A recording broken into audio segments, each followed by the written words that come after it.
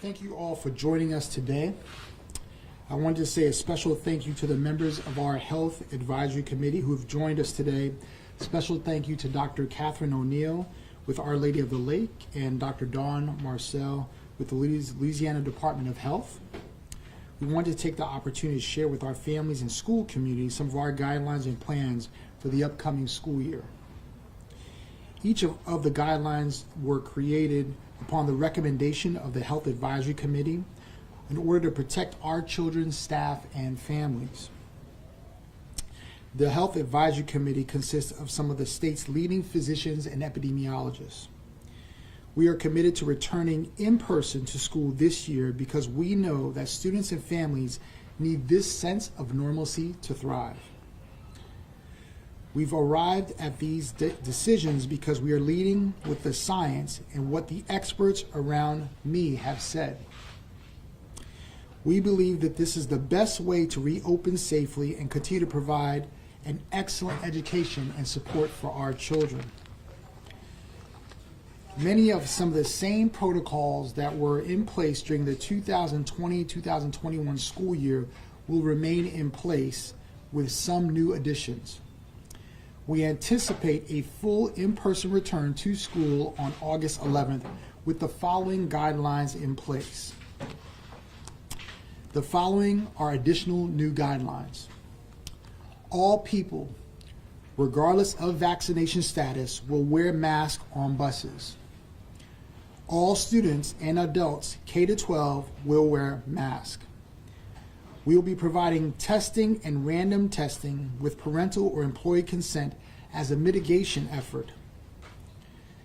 Additionally, this year, we will be providing disposable and washable masks for staff and students, clear plexiglass shields, disposable gloves, drinking water, face shields for ESS students, hand sanitizers, hand wipes, N95 masks for isolation rooms, protective coveralls for isolation rooms, and non-touch thermometers. You can find the full guidance on our website, ebrschools.org/safe reopening plan. Finally, we know that we have new and extremely effective tool to fight the spread of COVID-19, the vaccine. I encourage you to become vaccinated if you have not been already. I understand this is deeply, personally, a medical decision and encourage you to consult with your physician about whether the vaccine is right for you. I'm going to turn this over now to our experts to share a little more on the current data and how we've arrived to this decision. Dr. O'Neill?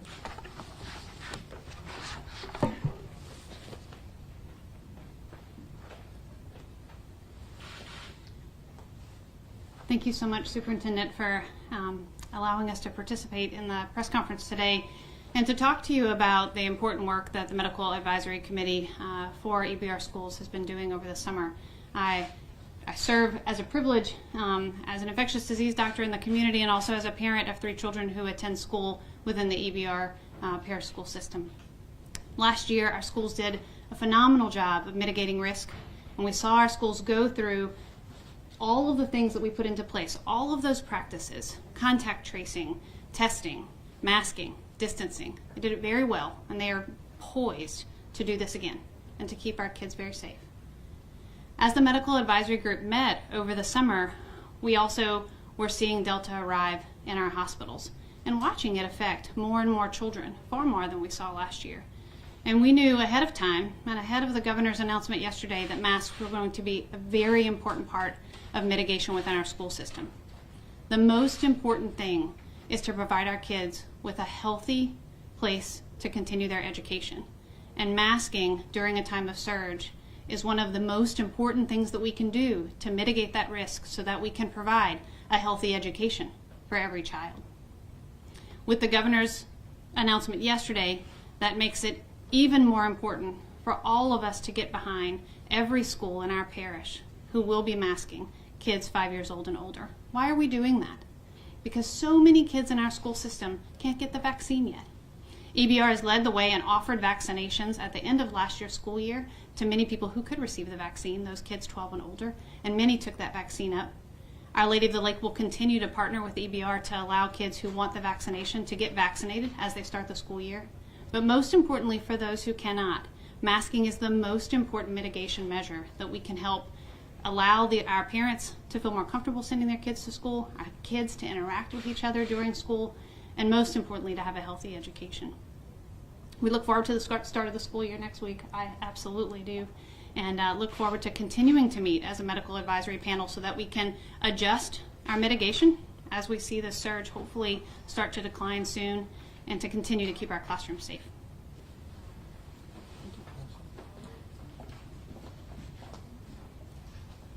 Thanks, Katie. Thank you, Dr. Narcisse.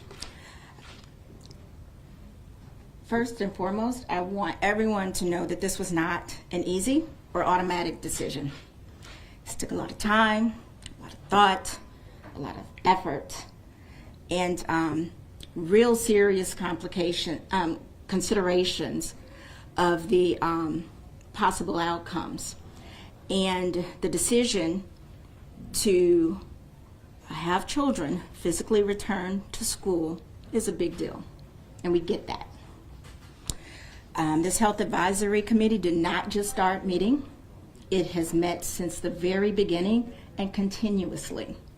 Not only are we informed and committed, but we are prepared to respond, not react, but to respond accordingly based upon the evidence that we will continue to follow and track as our children go back to school.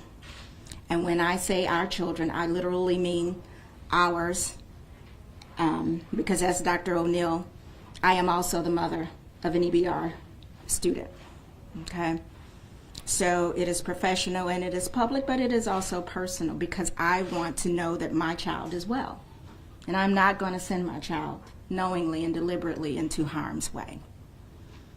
And I know from the work that we do and from what has transpired over the last school year at school sites, we are following the data and have the best information available to give us the confidence we need to proceed in this route.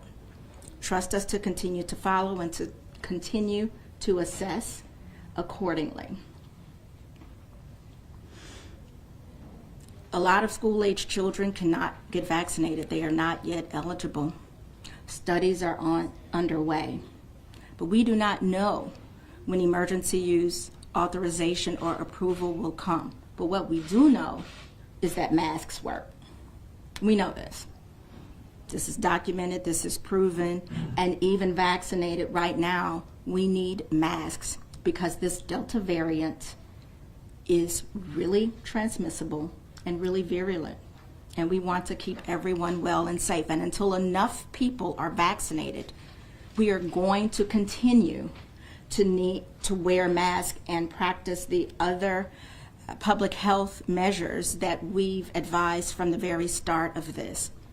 And we know that EBR has been very diligent in doing this. It's important for kids to go back to school, not just for the education, but for so many other reasons that impact normal and healthy growth and development at the different ages and stages. So we have had to have difficult discussions to come to the best decision to do this. And so we will need everyone's support and cooperation for this to be optimally successful for everyone. And so we're doing all that we can, and we're asking you to do the same. I'm going to say that again. We're doing all that we can. We're going to ask you to do the same. That is wearing masks, socially distancing, getting tested when needed. And wearing masks right now is not just a school system decision.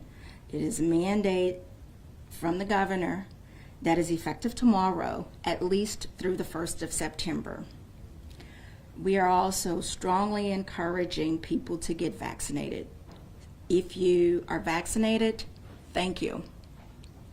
If you are not vaccinated, we ask you to strongly reconsider. Reach out to someone you know. If you have a trusted physician, a friend or family member that you know has been vaccinated, ask them questions. This Delta variant is very, very serious, and it is creating a picture here that is unlike any other that we have seen since the onset of this pandemic. And in addition to the public health measures that we continue to advise, the difference maker here is the vaccine. So I am asking parents to get vaccinated for your children, because right now they can't be vaccinated. And the more people who are vaccinated, the more we can protect everyone, including our children. Children are getting sick. Children are getting sick with COVID. And children are getting sick with other viral illnesses right now because of the spread of the viruses without our masks and without our sanitation and distancing. So for our children to grow, continue to have healthy lives and a normal academic development, we ask for your support in joining us to have kids return to school. Thank you.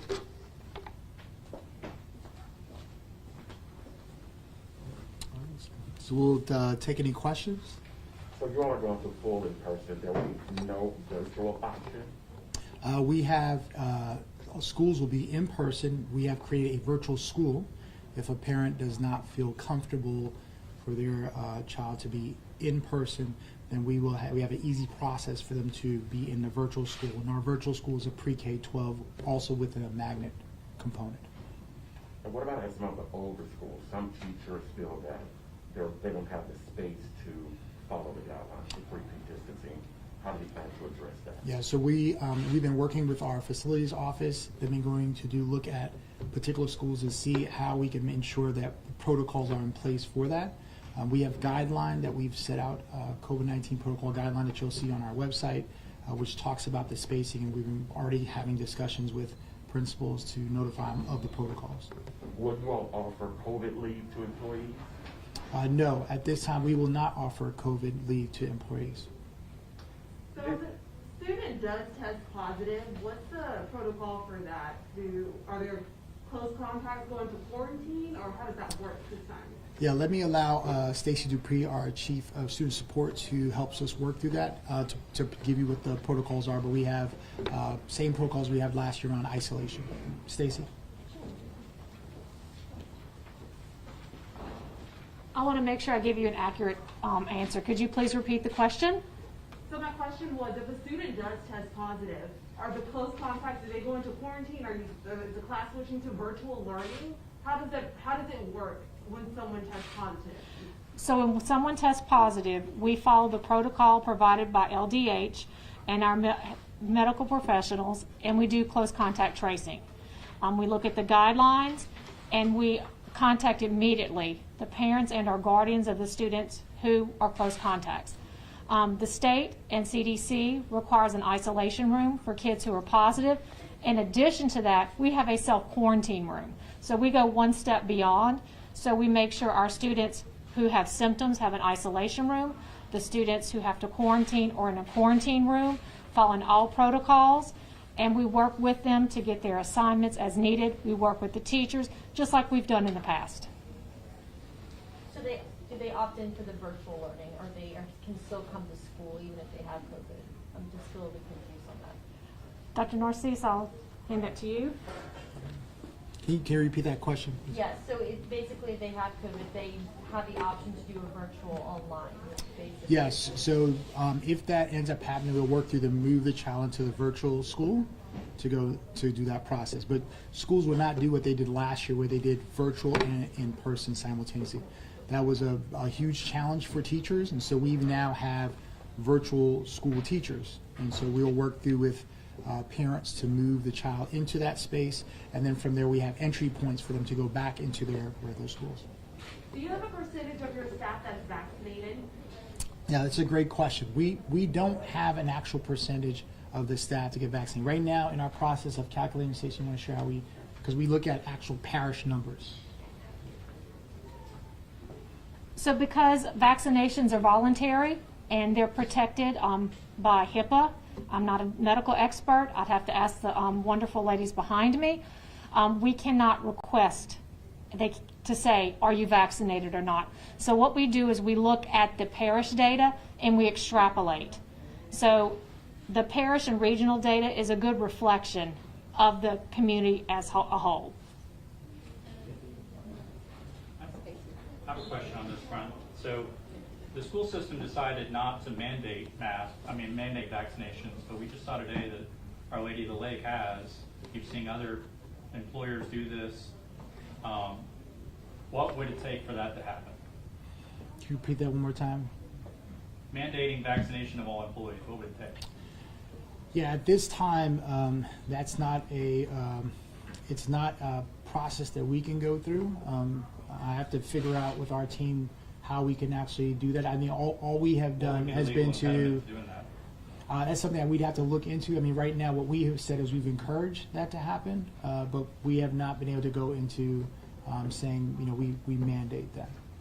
My understanding is the people who are mandating now are operating the same laws you guys do, so it sounds like more of a decision than a legal obstacle. Well, it's something that I think legally we have to look into. I mean, if that's something that we can do, there's something we can look at and go from there. Once a student does test positive, is that virtual school a separate school, or are they going to have the same teacher like last year? Once a student tests positive, no, their goal will be to put them in a virtual school. Okay, so it's completely separate?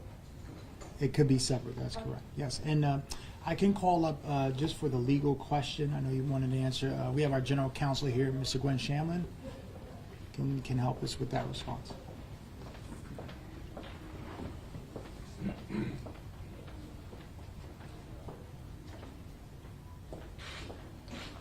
Good afternoon, Ms. Lucia. Just to answer the question, you referred to a private entity. We're a public entity. A decision to mandate vaccines would have to be a decision by the board. So that's something we'd have to look into. We're also looking into further guidance on the extent to which we can mandate. So it's not a clear line for public entities, but publicly funded entities. We have to check into that. But for private employers, The Veterans it's pretty Administration clear. did a week ago. I mean, we have major public employers that are already doing it. Again, we have a board that would have to actually make a Oh, I decision understand. there They'd have to based do it, on the but information. In terms, my question was whether it sounds like this is something you are looking at. We're looking into it, yes, but it would require something more than just a superintendent's decision. Dr. Narcisse, professional development is underway this week for teachers, and it's mandatory, right? Yes. But some teachers are refusing to go because there is no virtual option. What do you say to those teachers? I mean, we've been working with some of the teachers have had some concerns around that. I mean, I've received calls. We just call them back and say, what are some ways we can ensure you can get development? But we've also taken some precautions on how the type of spacing and how many people should be in the room and those things in order to ensure that we get the professional development. The other part is we tell folks they got to wear a mask as well in the room. As you can imagine, it's really important for us to keep a safe space. But we are working hard to bring back some sense of normalcy into the work. And we've had also, just as much as we've had teachers who are concerned, we have many teachers who actually want to be back in person. So as you can imagine, it's always two sides to that. So obviously the mask would be required, but will it be enforced? Because some teachers say they see some teachers wearing them, some teachers don't wear them. Yeah, today was the first day for in-person, so we are making we required them to have a mask on, as well as even there are some temperature checks are happening in some of our areas, and so I will follow up today to see how that has gone. We love to treat our teachers like professionals as they are, and so for the most part, I know there may be a few people that have some concerns, and so we'll just follow up with them. On that same topic, last year there was a point here where they had even people in the same school building do professional development virtually rather than running the risk of infecting each other. Have you all thought that maybe going forward you should be doing less in-person professional development? No. What we have been saying to everyone is, wear your mask, come on in, and then we'll look at the spacing and those things. We've had a lot of feedback from a lot of different groups around, being actually in person. As you know, last year was very challenging for teachers to be able to teach virtually, receive professional development virtually, and so they have wanted to do is make sure that we are back in school to be able to get the professional development that they need. Are you doing temperature checks every day once the kids get off the bus and stuff like that? Yes, we will be doing that. Will there be any exemptions to the mask? We had Attorney General Jeff Landry release some stuff to his own employees about the possibility of a religious exemption or philosophical exemption. Is it clear if there's someone who had an issue with wearing a mask, if there was any legal avenue for them to not wear a mask? And that's Stacy.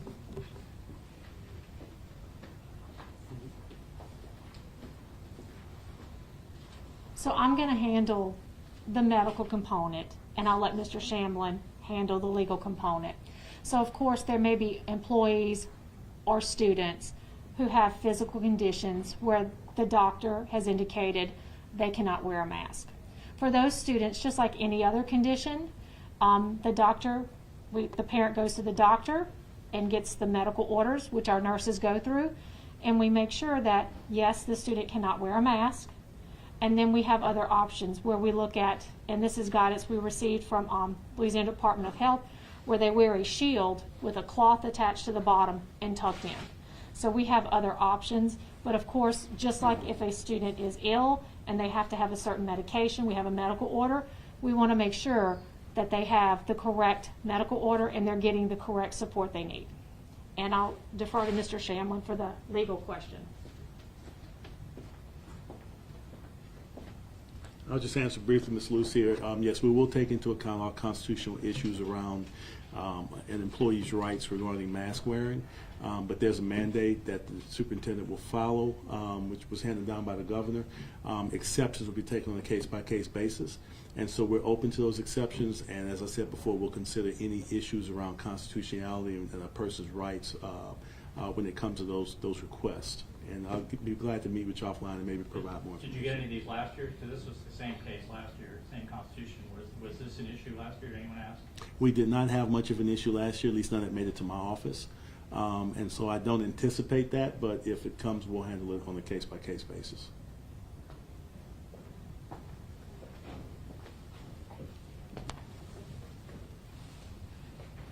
Maybe one more question and then we'll wrap it up. I have a question for Dr. O'Neill. All right, Dr. O'Neill? Can you talk about the decision the hospital made about mandatory vaccines for all employees? Sure, I'd be glad to. I joined the Lake 11 years ago, and when I did, I joined as the Medical Director of Infection Prevention. At that time, my sole role was to ensure the safety of our employees and the safety of our patients, and to prevent them from becoming ill. The Lake has never wavered from that as its top mission, which is patient safety and employee safety. And I'm very proud to be part of an organization who made that step today to ensure that all of our patients and our employees are as safe as possible during this pandemic.